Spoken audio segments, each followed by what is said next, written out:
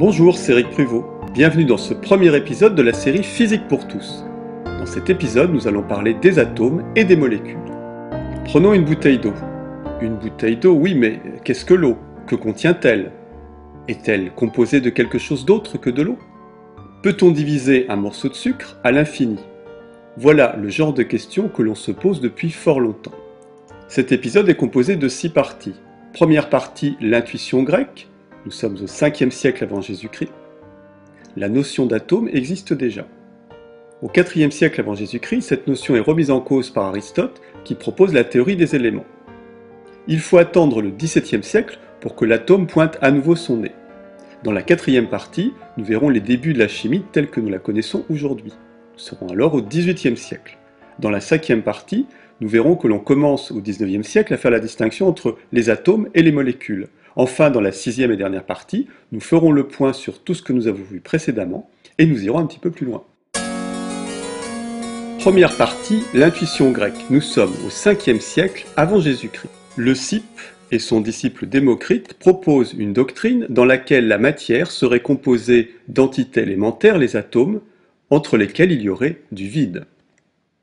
Le mot atome vient du grec atomos, qui signifie insécable, qu'on ne peut pas diviser, qu'on ne peut pas couper. Toute matière serait donc constituée de ces petits grains, les atomes extrêmement petits, indestructibles et invisibles à l'œil nu. Et entre les atomes, il y aurait donc du vide. La matière ne serait donc pas continue, elle serait discontinue puisque composée de petits grains. En Inde, à la même époque, un autre système de pensée enseignait également que la matière était faite d'éléments indestructibles. Deuxième partie, Aristote et les éléments, nous sommes au 4e siècle avant Jésus-Christ. Selon Aristote, toute matière est un mélange d'eau, d'air, de terre et de feu. Elle est continue et non discontinue. Dans la pensée d'Aristote, les éléments fondamentaux sont donc l'eau, l'air, la terre et le feu. Résumons.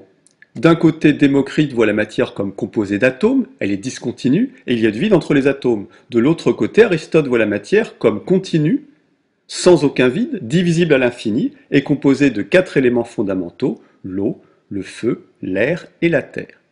La vision aristotélicienne va durer environ 2000 ans.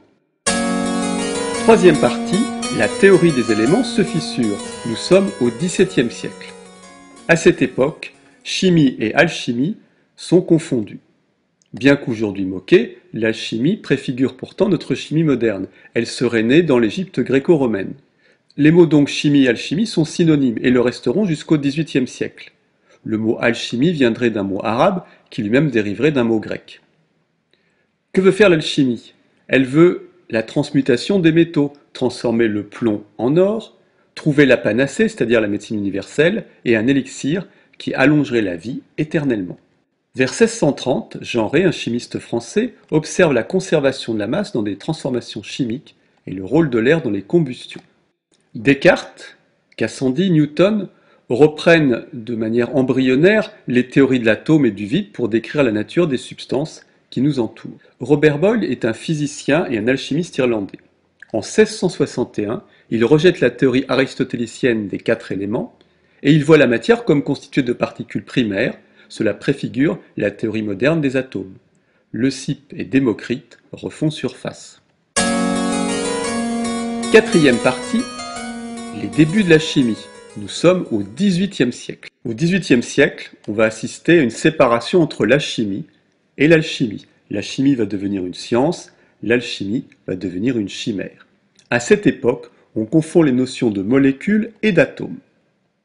Daniel Bernoulli est un médecin et un physicien suisse. En 1738, il propose qu'un gaz est un mélange de molécules se déplaçant dans toutes les directions. La pression serait causée par le choc de ces petites particules sur les parois. En 1766, Henry Cavendish, physicien et chimiste britannique, découvre un gaz qu'il appelle air inflammable, c'est le gaz hydrogène que nous connaissons aujourd'hui. Il constate par la suite que sa combustion forme de la vapeur d'eau. Joseph Priestley est un physicien anglais. En 1774, il découvre un gaz, auquel il donne le nom d'air déphlogistiqué, c'est le gaz oxygène.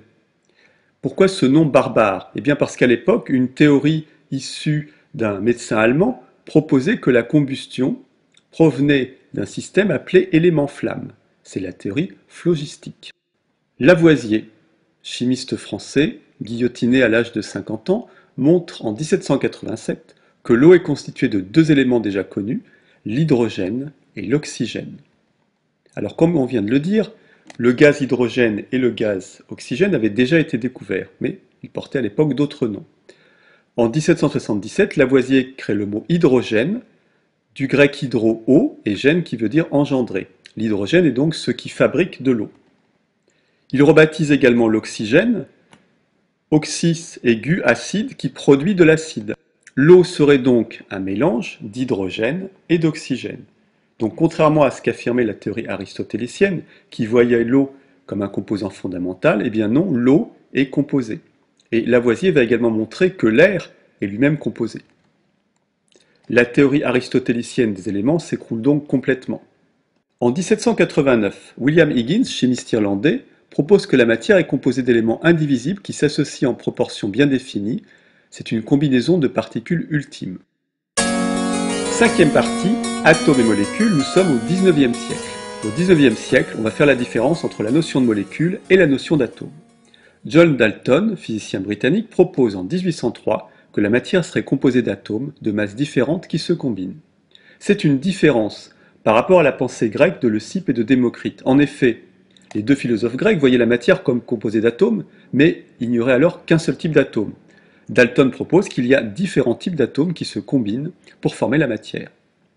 Il est considéré comme le père de la théorie moderne de l'atome.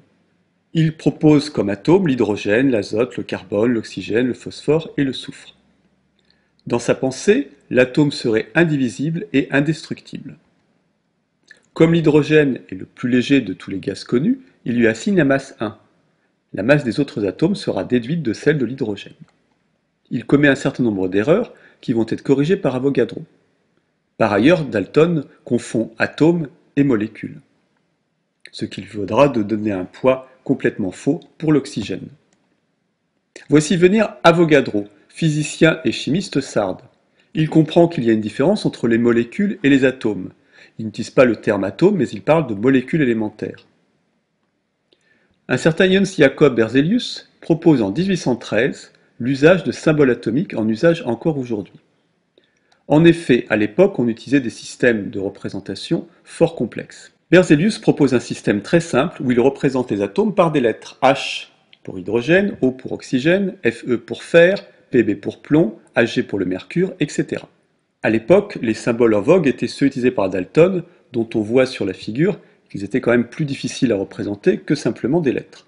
Enfin, Mendeleïev, chimiste russe, propose en 1869 un tableau de classification des atomes en fonction de leurs propriétés chimiques.